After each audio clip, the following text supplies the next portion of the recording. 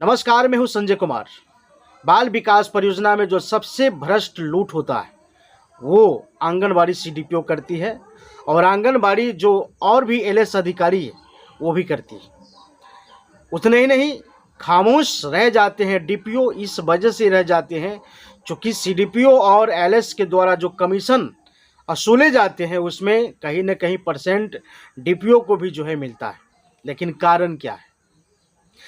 कारण क्या है कि कटिहार जिला के बारसोई प्रखंड में जिस प्रकार से सीडीपीओ का ऑडियो और वीडियो वायरल हुआ है उस पर डीएम साहब खामोश है। कटिहार के डीएम साहब के ऊपर हमने कई बार आवाज़ उठाया है, लेकिन सूत्रों से जो जानकारी मिला है डीएम साहब ने जांच की आदेश दे दिए। लेकिन उससे पहले डीपीओ क्या कर रहे थे? क्योंकि बाल विकास परियोजना का जो अगर देखा जाए कि एक पूर्ण तरीके से अगर जिला अधिकारी है तो उनका जो है डीपीओ है, लेकिन डीपीओ जो है कहीं ना कहीं लापरवाही कर रहा है। कारण क्या है ये जब सूत्रों से जानकारी मिलेगा हम आपके बीच रखने की काम करेंगे। लेकिन उससे पहले हम आपको ये बता दें कि वहाँ के जो स्थानीय जिला पार्षद है उन्होंने एक बहुत बड़ा प्रेस कॉन्फ्रेंस करके और जो कहा है वो आप सुन सकते हैं और हम आपको सुनाना भी चाहेंगे, दिखाना भी चाहेंगे। पहले आप इसको देख लीजिए, फिर आपसे बात करते हैं।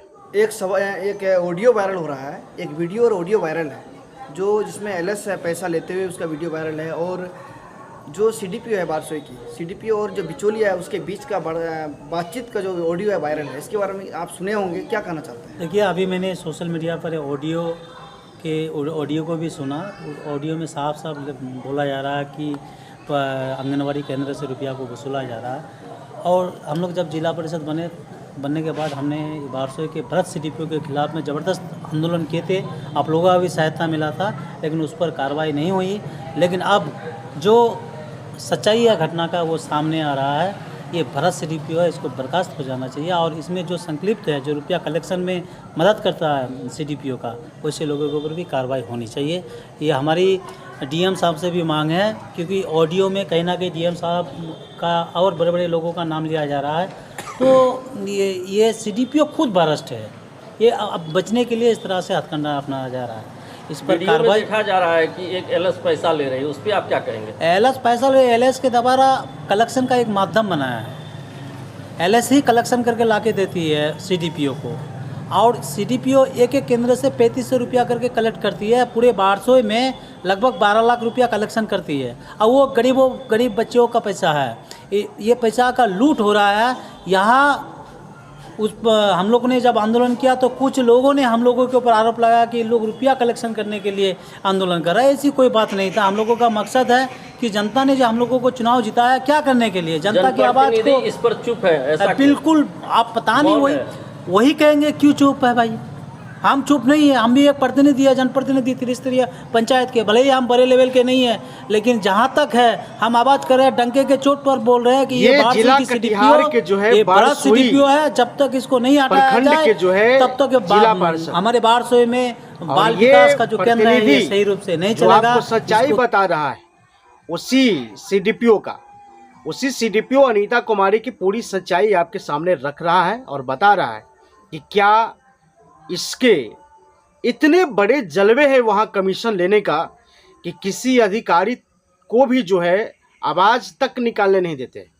लेकिन जिस प्रकार से अनीता कुमारी अपने छोटे कर्मचारी को भेज करके एलएस को जो है भेज करके और ये पैसे ले रहे हैं, देखिए एक बार हम इस वीडियो में भी आपको दिखा देते हैं कि इस तरीके से जो है एलएस जो है 1000 रुपये पोषाहार के वाउचर बनाने को लेकर के उतार रही है। अब बताइए, अब तक जो है इसके ऊपर कोई कानून कार्रवाई नहीं किया गया है, कोई भी कार्रवाई इसके ऊपर नहीं किया गया है, कोई भी एक्शन नहीं लिया गया है।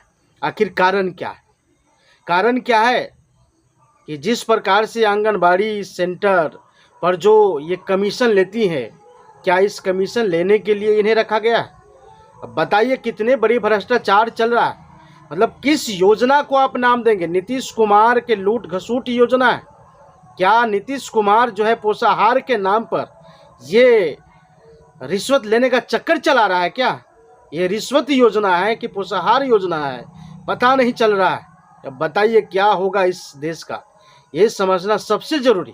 उतने ही नहीं, सूत्रों के मुताबिक जो हम आपको बताना चाहेंगे, ये जो सीडीपीओ मैम है, ये कोई पहली बार ऐसी काम नहीं की, बल्कि वहाँ जब से है तब से ये हर सेंटर से जो है पैसे तसिलती है और ये उस पैसे को जो है बंदर बांट करती है।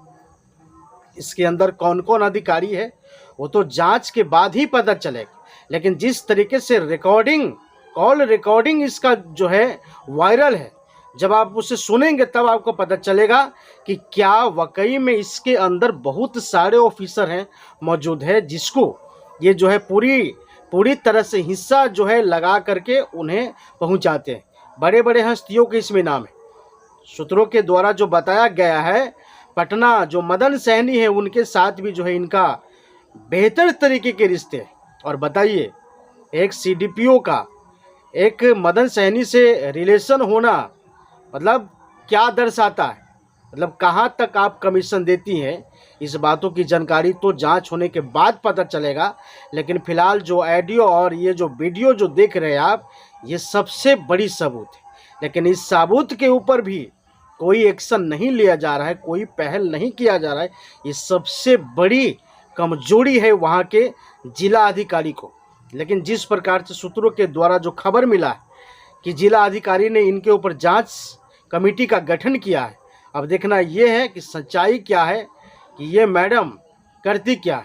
हम आपको एक बार तस्वीर दिखाना चाहेंगे सीडीपीओ अनीता कुमारी मैम का। देखिए, इनके ऑफिस में कल बहुत सारे प्रेस रिपोर्टर गए थे सवाल पूछने के लिए, लेकिन ये जो है कोई भी जवाब नहीं दिए, कोई भी बातें इन्होंने पत्रकार को नहीं बताई और किसी भी तरीके के बात इन्होंने पत्रकार के साथ नहीं की, बल्कि चुपचाप अपने ऑफिस से जो है बाहर निकल गई।